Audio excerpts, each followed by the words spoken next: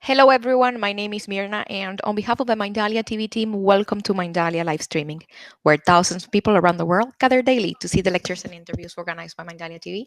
Today, with us once again, our dear Dan Blanchard. Dan is a best-selling and award-winning author. He's a speaker and an educator. Before starting with him and our wonderful guest, we want to remind you that Mindalia's mission is to share information that can help raise the level of consciousness around the world. You can help us by subscribing to our channel, leaving us a positive comment down this video, or sharing it with someone that you know that is going to benefit of the content that we're going to be talking here today. Also, while we are live streaming, we have the active chat, the screen that you're going to be seeing here on my side, and you can enter your questions there. We also want you to collaborate with Mindalia with your own valuable content. And for that, you can go to our website. On the top, you're going to find the link that says Collaborate with Mindalia. That link is going to take you to a form that you can fill out. Our technical team will be getting in contact with you. You can collaborate with us with your own valuable content in English through Mindalia TV English, but you can also do it in Spanish through Mindalia Televisión and Portuguese through Mindalia Televisao. Visit our different channels, our platforms, Facebook pages, Instagram accounts, and follow us. With that, you not only help us reach as much people in the planet, you also help us, well, you keep yourself updated with the wonderful content that we develop there on a daily basis. I'm not going to be delaying this any further. I'm going to leave you with Dan and with Kaitlin Roig Debellis. Guys, welcome to Mindalia live streaming. The screen is yours. Thank you, Mirna. It's so good to be back on the show again. We all miss Angel. Kaitlin, great to see you. Happy that you're our guest today. Happy to be here. Yeah. Now, for those of you who may not know Kaitlin yet, she's new to our show, and she's just done some amazing things over the years. She's the founder of Classes for Classes and does like a social curriculum, which is what we really need big time during this day. She's the author of Choosing Hope, which is so important. I mean, if we don't have hope, we don't have much, right? Kaitlin, like myself, is a keynote speaker, right? And like I said, I'm an author too. And Kaitlin endorsed my book on social skills and success skills for kids, which I'm so grateful that such a wonderful person endorsed that book and saw the value in it. And like I said, her book, Choosing Hope, is amazing. So make sure you check it out. And Kaitlin, she has more awards and distinctions than I can count. Like the list just goes on and on and on. So I think we're on for like a very special treat here. I mean, Kaitlin even had Barbara Bush, former First Lady, right, endorsed her. So, I mean, what's better than that? So I can't wait to hear what Kaitlin's going to share with us. And one last thing, she's a college professor. So she's doing great stuff on the college level and a former school teacher at Sandy Hook here in Connecticut. And most people know what Sandy Hook is. So, Kaitlin, I'm sure I've just scratched the surface with you and the great stuff you're doing. I can't wait to me and you can just kind of talk back and forth and just share, what you do, what we do. I don't know if you want to fill in any gaps that maybe I didn't hit on introducing you, but please be free to, let the world know who you are. Yeah, I think you touched on most of the important parts in introducing me. I have been an educator, which to me is the most important thing to know about myself for going on 14 years now, 7 of those in a very traditional classroom setting at Sandy Hook Elementary, and then the more recent 7 years, what I like to say as abroad. So I do teach at the college level. I teach future teachers. And then in my work of keynote speaking, that to me is just an extension of being an educator. So now instead of educating about math and reading and writing and social skills, my mission is to educate people about how to move forward from adversity and from trauma and from hard times. What I've learned over the course of the past 6 years and 4 months, almost 5 months, is that we all have stuff, right? Like Robin Roberts, everybody's got something. And what I've really learned is that we can heal ourselves and one another by sharing that hard stuff and by finding connection in that hard stuff, and really just enabling people to know that, if they really find themselves in this moment of, true despair for whatever reason, a death of a loved one, a cancer diagnosis, a drug overdose of a loved one, that, they really can get through it, that, their darkest moment doesn't have to define them, that they can move through it, and they can find renewed purpose and renewed hope. And so that, to me, I think is probably the most passionate work that I do on a daily basis, is just connecting with others and enabling them to know that, we all have something and they can move through it. Absolutely. And Kaitlin, anybody who knows you has got to be very impressed with your long line of accomplishments. Like I was just like, I'm sure this happens to you all the time as well. Like I was just out the other night, and a couple of people I didn't even know came up to me and they're like, "Hey, you're Dan Blanchard. You're like famous." And I was like, I was like tongue tied, right? Going, I'm just Dan Blanchard. And I'm trying to tell them, listen, I'm out there just trying to make it and struggle like everybody else. So I'm sure you've had some of those circumstances, but can we back up, Kaitlin? Can we back like way up before you were like kind of quasi-famous, super successful, and just tell us, like, was it adversity that gave you the energy, the get up and go to begin your journey with all the great stuff you're doing now, or what was it that made you go down this road of success and helping others? Yeah. Well, first, I definitely don't get recognized. Maybe a little bit when Choosing Hope first came out, because unfortunately my face was like all over the news, but on a normally daily basis, never. Thank God. Um, It's kind of weird when you do. It's awkward. It's very weird. I really feel for like the A-listers, because it's not a life I would envy at all. Absolutely. I had a buddy who was chased into the bathroom. So, and they were going like, "Wait a minute, you're Scott." Like, and I was like, "Oh boy." It sounds really great, but it's really not, because people really feel like they know you in a way that it's just not. But anywho, what sort of brought me to where I am present day was, certainly for myself in the days and the weeks after December 14th, it was just, there was such a heavy weight for myself, specifically my coming out of that, I realized very sort of in my face that my students and I, came so close to losing our lives on that day. So in coming out of that, I was sort of the weight of the world was on my shoulders, and it was a very. And you're referring to Sandy Hook in Connecticut, right? Yes. It was a those very, who may not know. Yeah, it was a very unfamiliar feeling, because prior I was always a very positive, upbeat, quote unquote happy person, like pretty, optimistic, glasses half full. And afterwards it was just so dark, and it was awful. And I really realized that, I couldn't keep living that way. I couldn't keep being so weighted down. And so for me, what it was I was just terrified of life. I was absolutely petrified of everything. I couldn't run an errand. I couldn't get gas in my car. I couldn't be left home alone. I couldn't drive in my car alone. I mean, pretty much anything that, you would need to do to function on a daily basis, I couldn't do. And it was awful. It was really awful. And I came to realize that, this wasn't a way to live, that my students and I, we were spared on that day, and that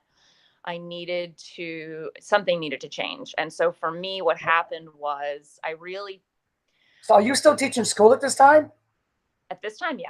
Oh yeah. Yeah. So you're afraid that some of that is rubbing off on your students, perhaps? No, I wasn't afraid of that. I think I really kind of like on December 14th in the bathroom that day, I put on a really brave face for my students. It was after, when I would get home on the weekends. Oh yes. I would really hold it together for my students, because they were 6 and 7 and they needed me. Yes. But as an adult, I was just so fragile. I was so and so what I realized was I was so in that time that felt so dark. What I was focusing my energy on was something that was never going to be answered. And that was, I was so desperately trying to answer why. Yeah. Why did this happen? Why our school? Why innocent lives? And what I came to realize was that I'm never going to answer those whys. Not any day, not back then, not now, not in the future. It's just, there aren't answers to those whys. And I think that my moving forward began on the day that I shifted my focus from those questions to questions that I knew could be answered. And I found a lot of power there. Yeah. The two questions were, how do I make sure this day doesn't define us, my students and myself? Yep. How do we get control back? Because Yeah. our control was taken. So you went from like disempowered to being empowered, and this was kind of how you were punching your way out of your prison.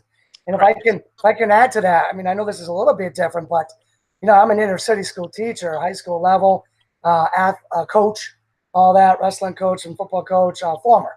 And I remember sometimes I'd be talking to like my athletes or my students, and they would be like angry.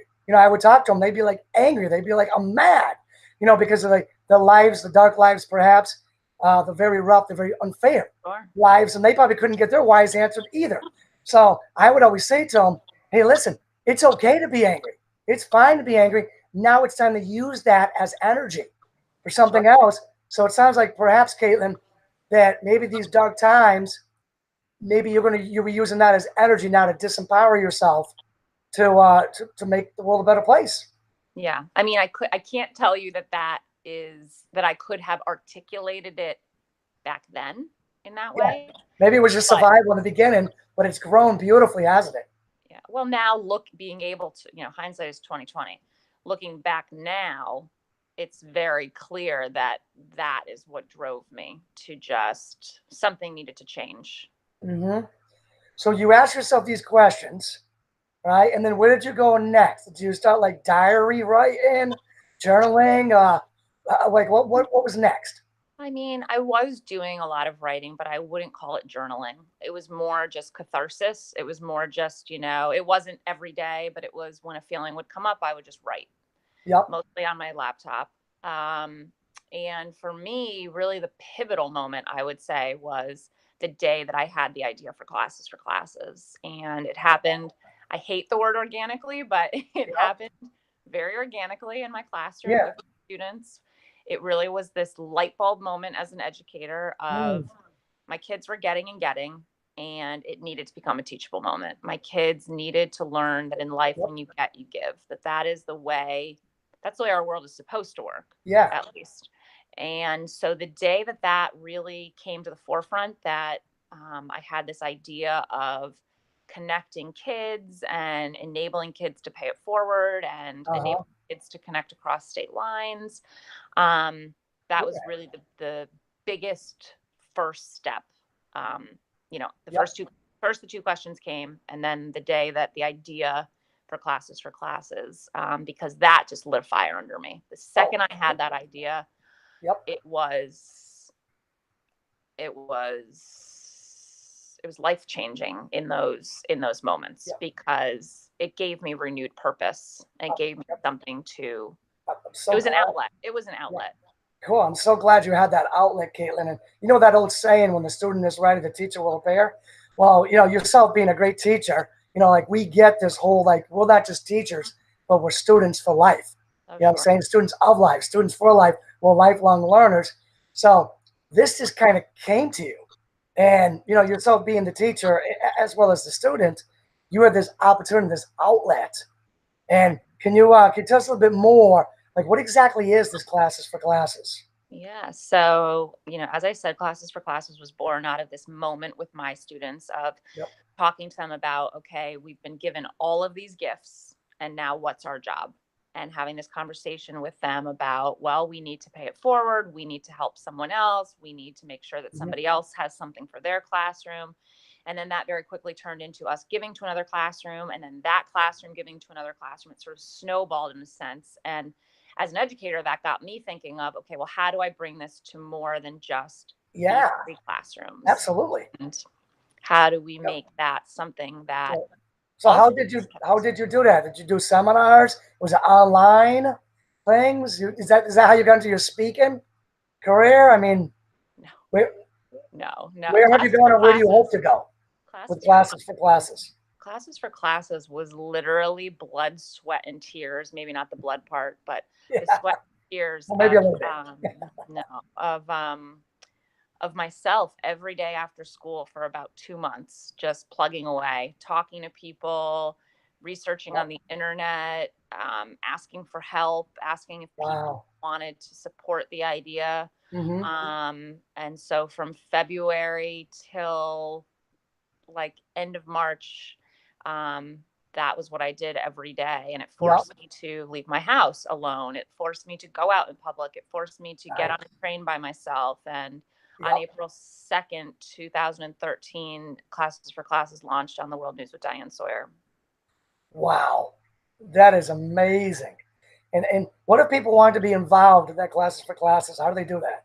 Yeah, they just come on. www.classesforclasses.org. Any classroom in the United States can sign up. We are a completely free resource, truly, to actively engage students in social emotional learning. We believe that if and when students are actively engaged in being kind, compassionate, and empathetic, that there isn't room for hate. We're working to eradicate hate and hateful feelings in our country, one classroom at a time. That's a great, great resource that you have out there, Kaitlin. We need more people doing things like that. Now, I get asked, quite frequently, being a teacher and, author, speaker, and all that, about the social emotional learning and the social emotional skills and like what has happened to today's youth. Is there a way for them to find their way back? And I don't know, do you get asked that question? Do you have any advice? Well, do I get asked that question specifically? Not like that. I mean, my answer would be, I sure hope so. I think that unfortunately as a society at some point, and I couldn't tell you when it was, but we veered so far left or right, whatever direction you want to call it, towards it being the focus in education being on academics and test scores. And that's great. And they are important for sure. But I would argue that if you don't know how to treat your fellow classmate and you don't know how to interact appropriately and you don't feel connected to something, that is a far greater problem than not doing well on a standardized or any kind of test. I would argue that social emotional learning is actually paramount, that you really can't accomplish anything well without it. And I'm hoping that, and I think, I mean, based on, what has happened in our country and around the world, over the course of, say, the past 10 years, I'm hoping that we're waking up and realizing that fact, that we do need to take the time and take the care to get to know one another, to understand one another, to talk to one another and share and all of those really important things that children should be doing when they're 6, 7, 8, 9, 10, 11, all the way up. They should be doing it the whole time. I don't know the answers. These are like my ideas around it. But I agree with you, Kaitlin. I think that was a great answer. At some point, we definitely got test crazy. I know I've stood up and spoke out against it on several times. The recent, not too far, trend of the No Child Left Behind with all the testing, and you go to the elementary schools and they're phasing out like the recess time, they're phasing out the gym time, they're phasing out the social studies time, and it just drives me crazy so that they can say what? They've got a few extra more minutes on education. It drives me crazy that they try to measure a school's success by minutes on education or academic tests. And it really bothers me. And if you look around the world, Kaitlin, there's plenty of countries, that test better than, let's say, the average American. Absolutely.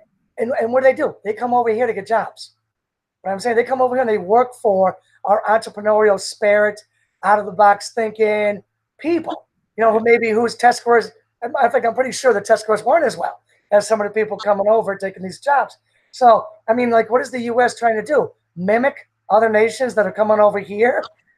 Like, why would we do that? Right. We should just go with our strengths. What I'm saying? We've always been outside the box. We've always been a little bit entrepreneurial, which Angel Rebo, who's not here today, he's doing a great job with inducing entrepreneurial skills to, Latin America. Okay. But we've always been that. We've always, I think, have been like social beings. Sure.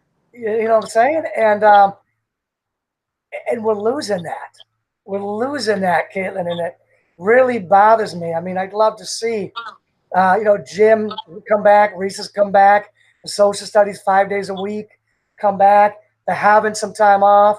I mean, I work in a school system where they got passing time from one class to another, and it's not enough time even to get to the class. Right. And the kids all come in late. And it's like, whatever, we got to have minutes on education. Like that's where their like focus is. Right. And it's absolutely crazy. I'm like, give the kids more time in the hallway so they can talk a little bit. You know what I'm saying? We're so missing that. And with you, Kaitlin, I don't know exactly how we're going to fix it, but I know we could take little steps. And people, like me and you and the things that we're doing, I think that, help. I think more people need to be aware of what we're doing and more people need to like engage with us and all that. So I know that some of the things that you do to try to bring this to the front so more people are aware of it is that you speak. And you've actually been a keynote speaker. Can you tell us a little bit how did that all come about? Weren't you terrified in the beginning, or would you encourage others to do this? Yeah. How it came about, I was asked. I got an email one day that said, we'd like you to come speak at the Pennsylvania School Board Association's annual conference. It's going to be 200 superintendents and assistant superintendents from across the state of Pennsylvania. We'd like you to speak for an hour. Would you like to? And I thought, because you had something of value.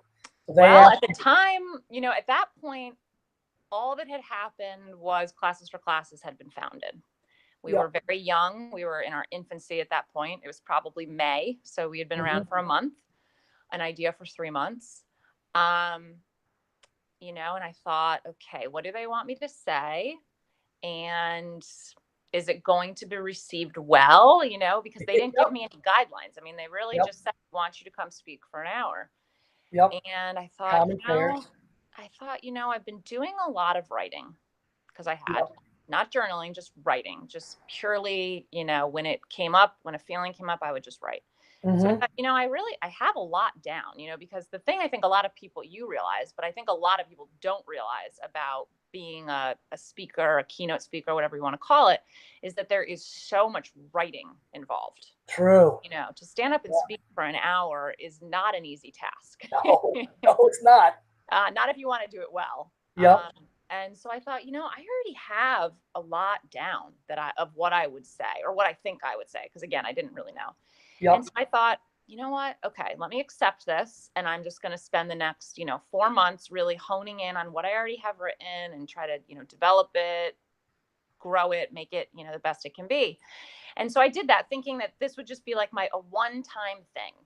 And the first thing that I found on that day was, my question was, why am I here? Why am I here and what do they want from, why did they ask me to speak in front of all these superintendents? And what I realized very quickly after was, afterwards the line forms, people want to connect with you. They want to shake your hand or they want to say thank you or what. There are a million reasons.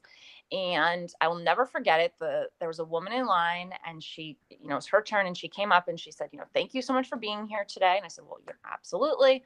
She said, and I just want to tell you that I'm so glad that my best friend was here today.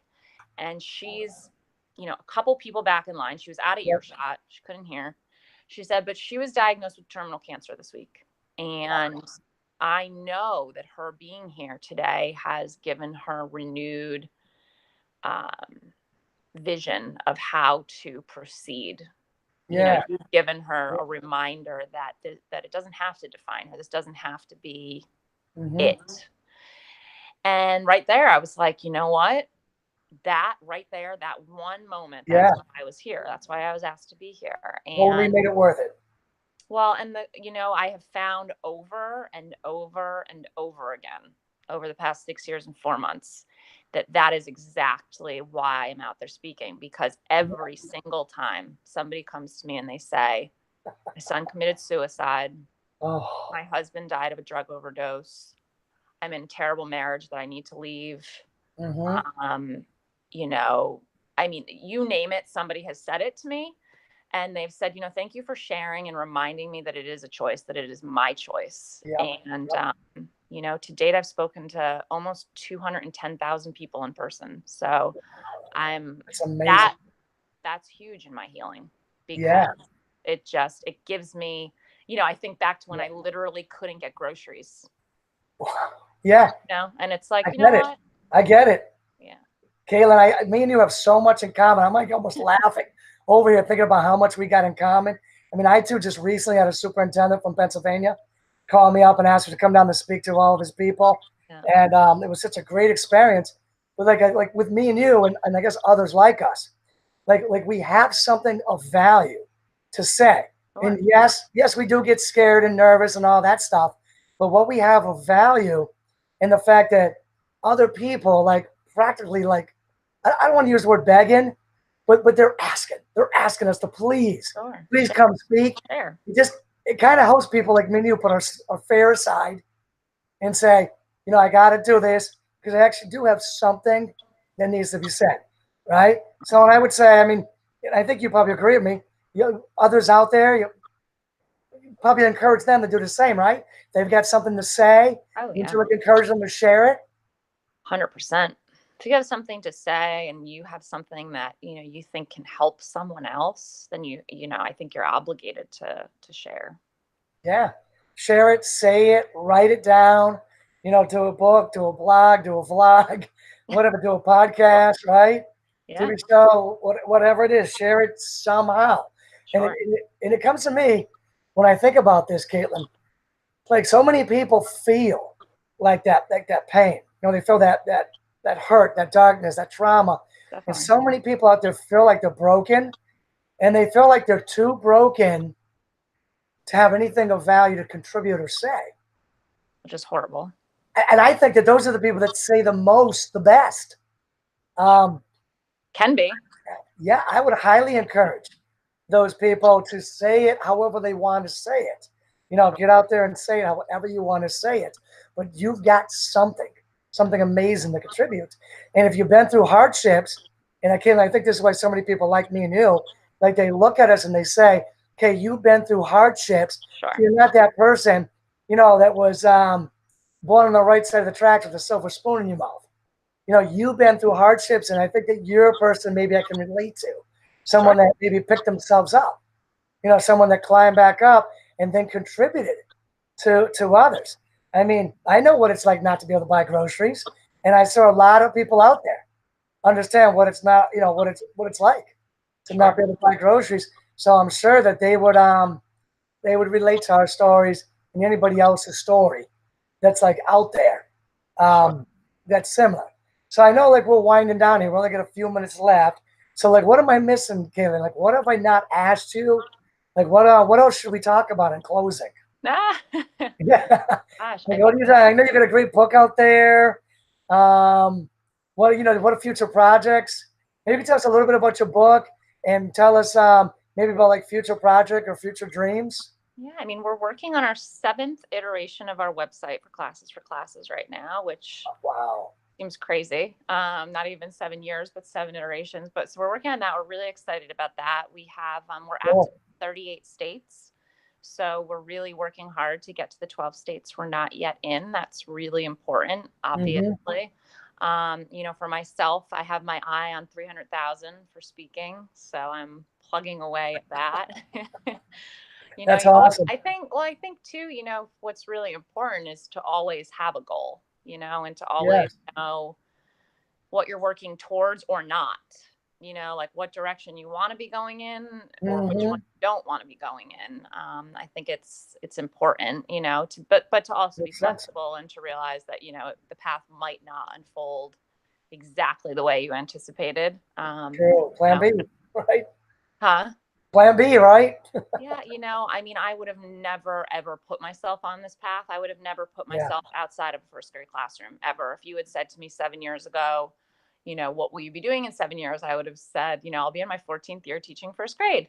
But, the plan, the path went very awry, and I could have never, ever, ever planned for it. And what I always say to people is, when I found myself there in this place where there was no path anymore and there was no plan, is that I made a choice that made all the difference in my life.